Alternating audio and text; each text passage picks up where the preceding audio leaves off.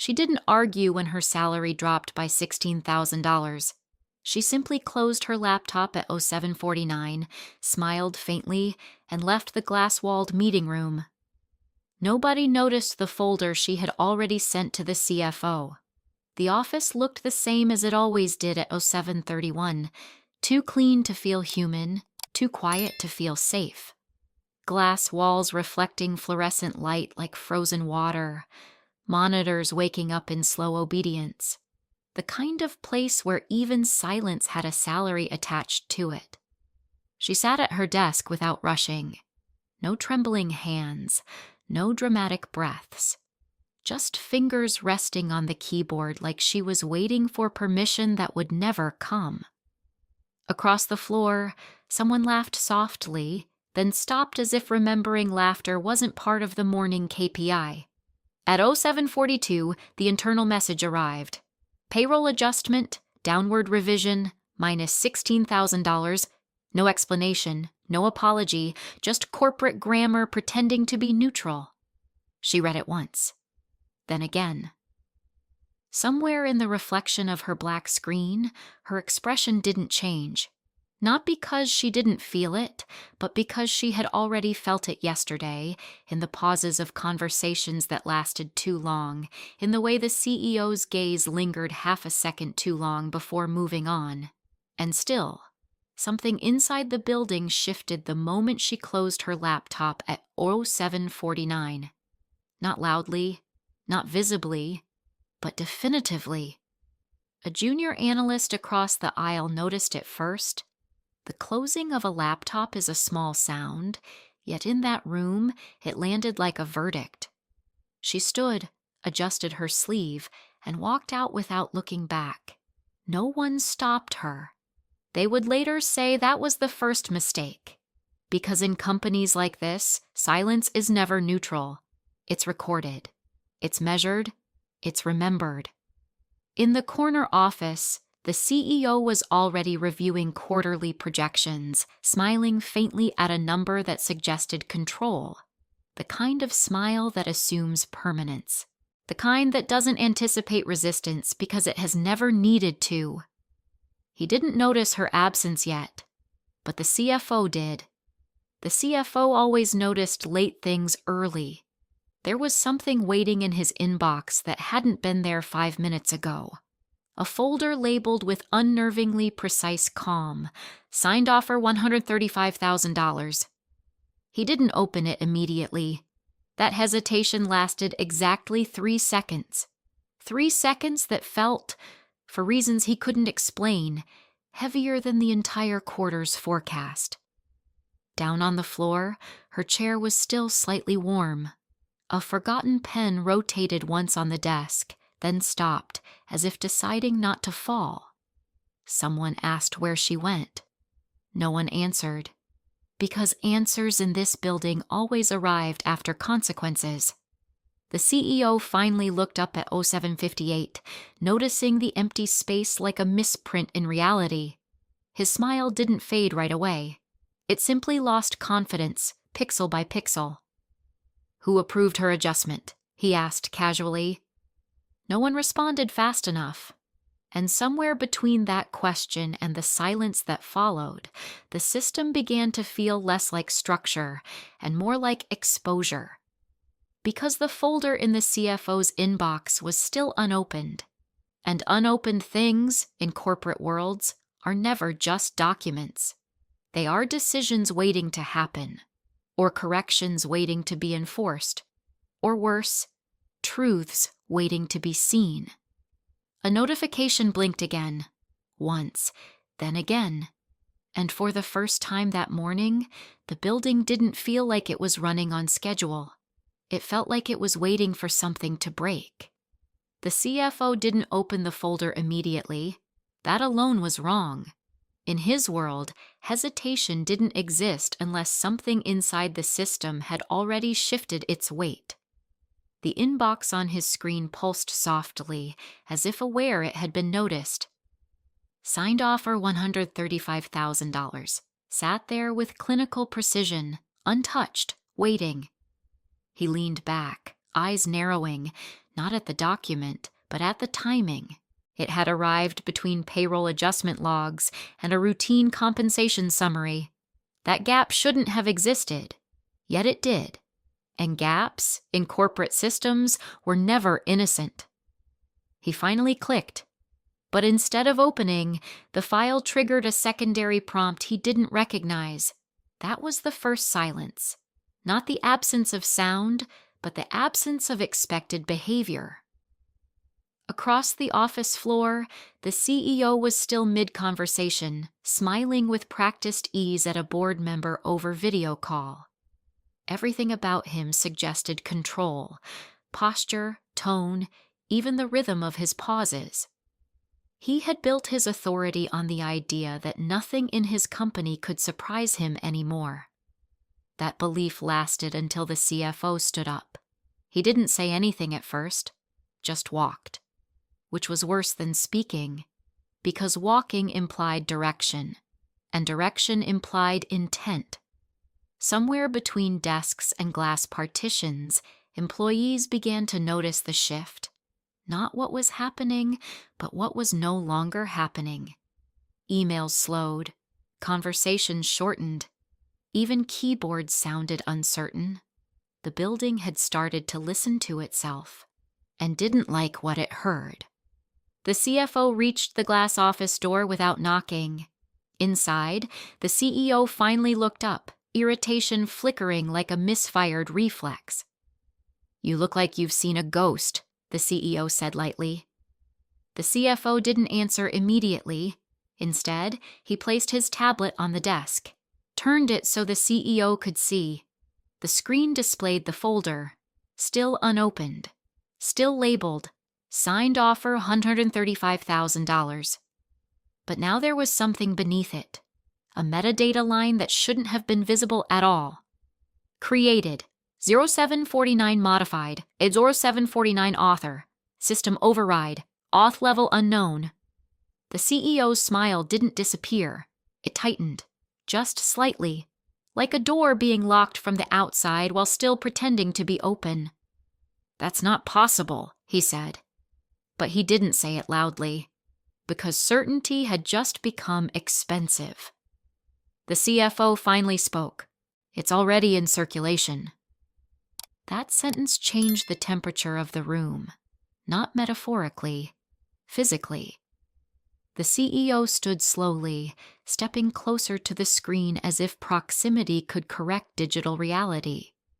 His reflection merged with the document's cold glow, distorting him into something less composed. "Circulation to who?" he asked.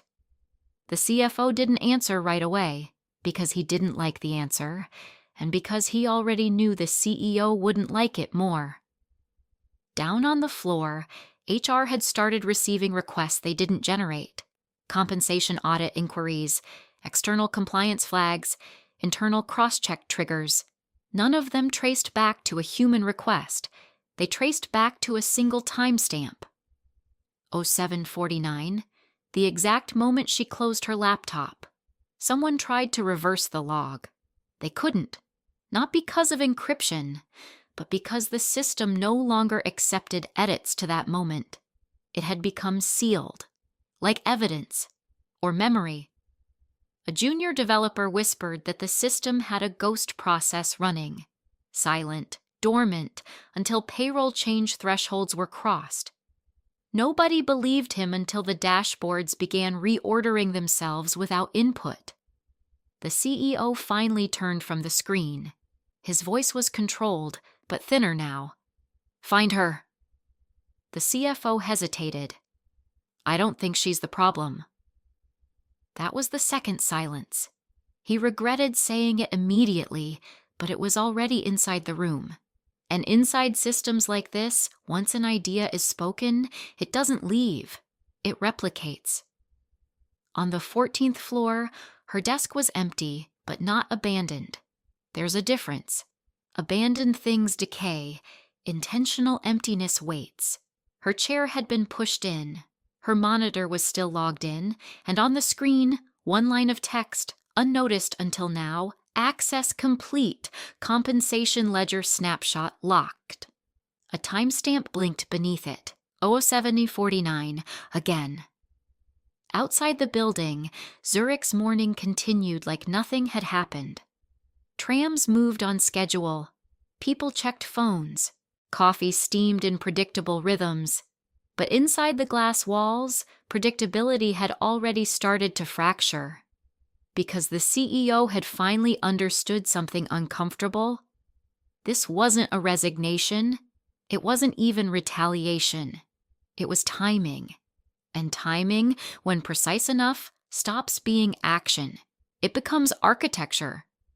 The CFO looked at him one last time. "You didn't cut her pay," he said quietly. "You triggered her audit." The CEO didn't respond.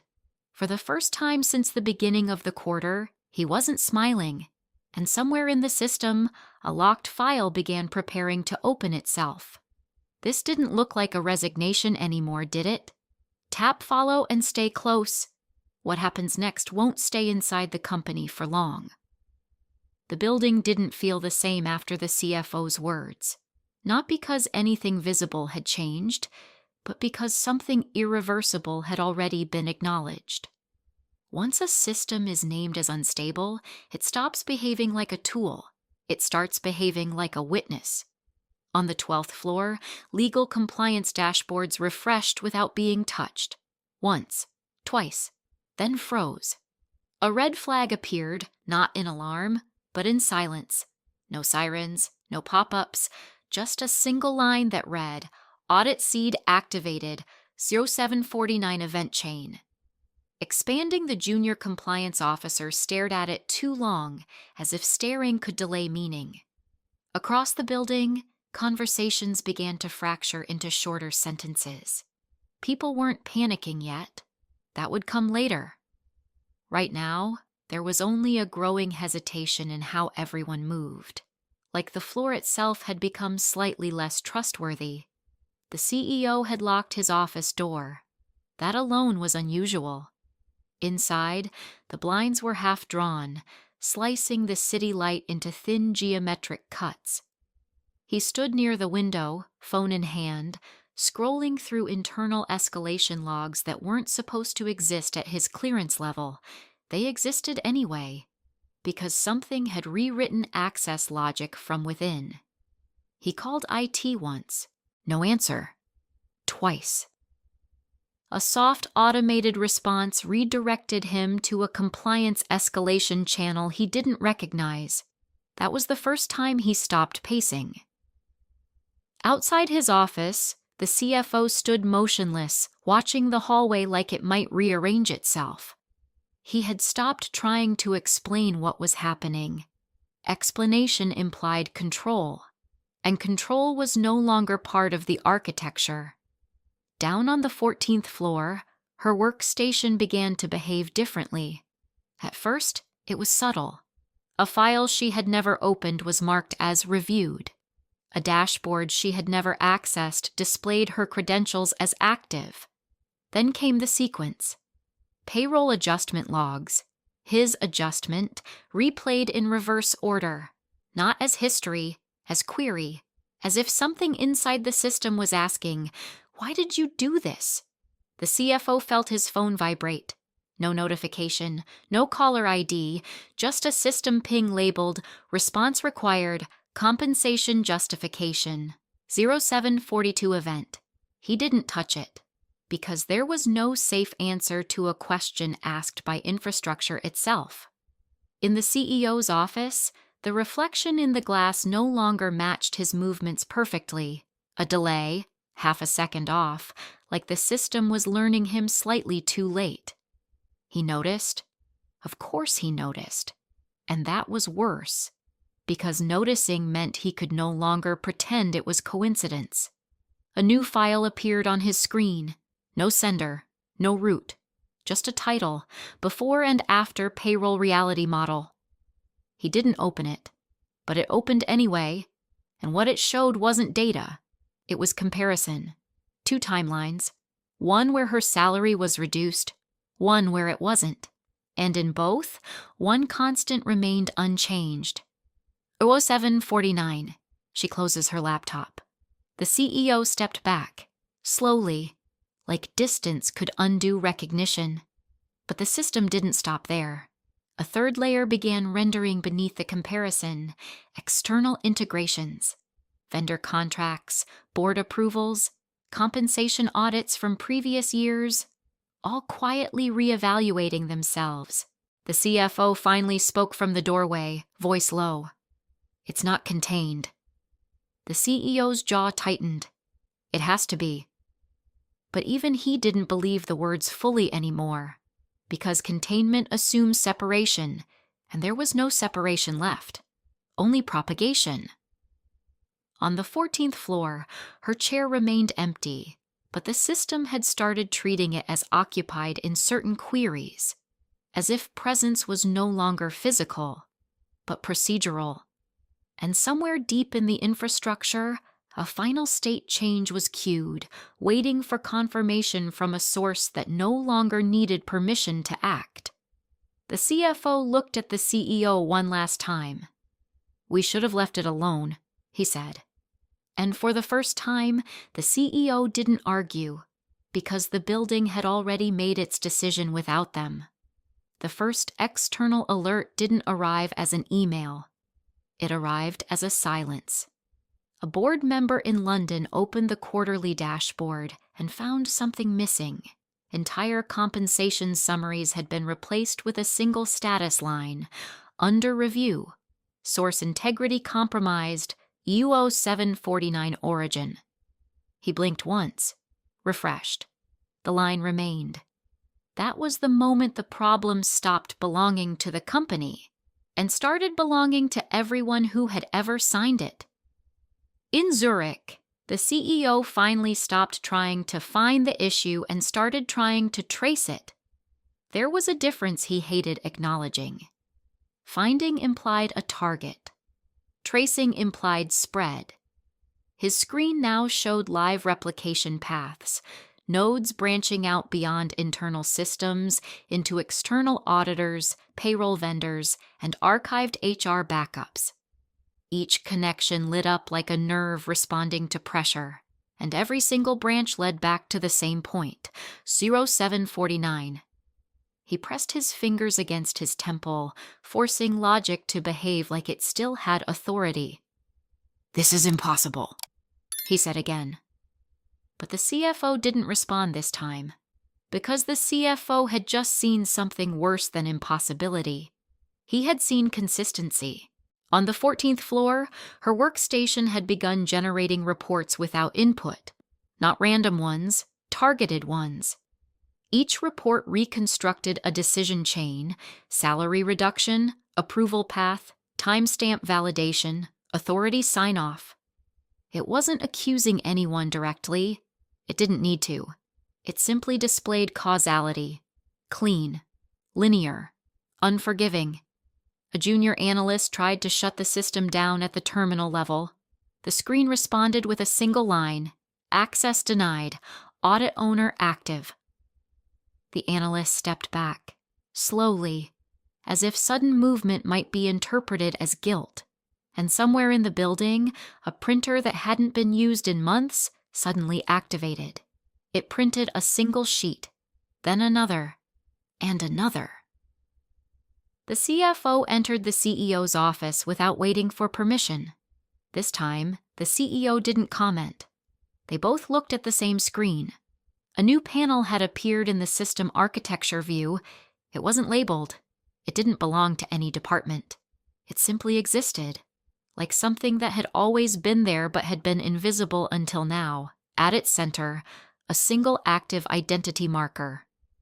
Employee node. 0749 event anchor. The CEO narrowed his eyes. That's her. The CFO didn't confirm it, because confirmation would imply they still understood what her meant in this context. The system refreshed again and added something beneath the node. Audit authority expanded. Reputational layer online. That was the first time the CFO felt it physically, like the building had inhaled and forgotten to exhale. Outside, Zurich remained indifferent. Trams still obeyed their routes. Cafes still calculated change. People still argued about small human things that had nothing to do with timestamps or internal overrides.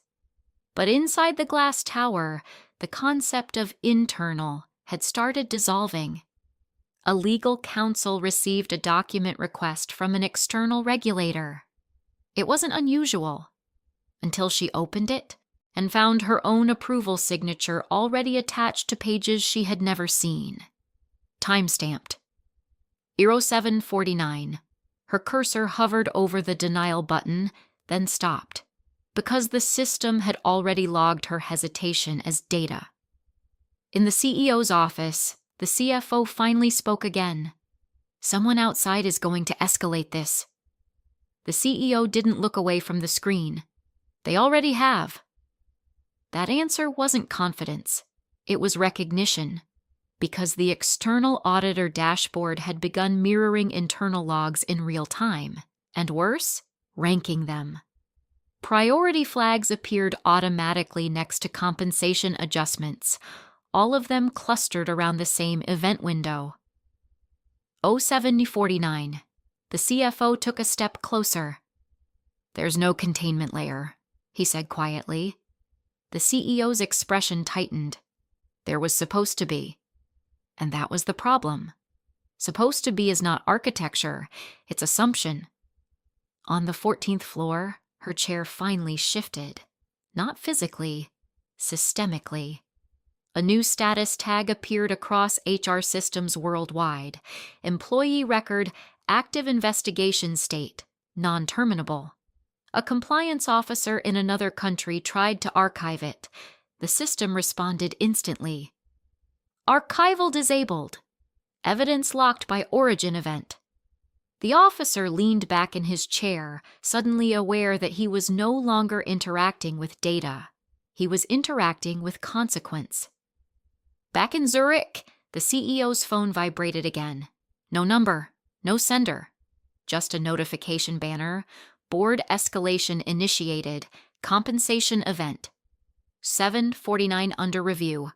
He stared at it longer than he should have, then slowly set the phone down, because for the first time, he understood something he didn't want to articulate. This wasn't a system error. It was a system memory. And memory, once distributed, does not forgive hierarchy. The CFO looked at him. "We need to shut it down." The CEO finally turned, and there was something different in his expression now. Not fear exactly. Recognition of cost. "You don't shut down memory," he said. A pause. Then softer. "You negotiate with it." On every screen across the company, the same line remained active. 0749. Closed laptop event locked. And beneath it, a new field began to populate itself slowly, as if writing wasn't being executed, but remembered. Cause not yet fully disclosed, and somewhere deep in the system, something waited, not for input, not for permission, but for acknowledgement.